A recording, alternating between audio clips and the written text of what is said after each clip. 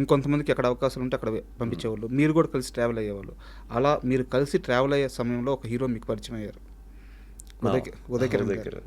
Yeah so అంటే ఉదయ్ కిరణ్ గారు అసలు జీరోగా ఉన్నప్పుడు మీకు తెలుసు. అంటే యాజ్ మోడల్గా నేను నా యాడ్ ఏజెన్సీ నుంచి ఉదయ్ కిరణ్ ఫిల్మ్స్కి హీరోగా రాకముందు నాతో ఒక 2 యాడ్ ఫిల్మ్స్ చేశారనమాట. ఓకే. సో అప్పటి నుంచి నాకు పరిచయం actually. సో అంటే ఉదయ్ కిరణ్ హీరో కాకముందు మీకు తెలుసు. అవును. ఆయన లైఫ్ ఏమీ పూల పంపు కాదు.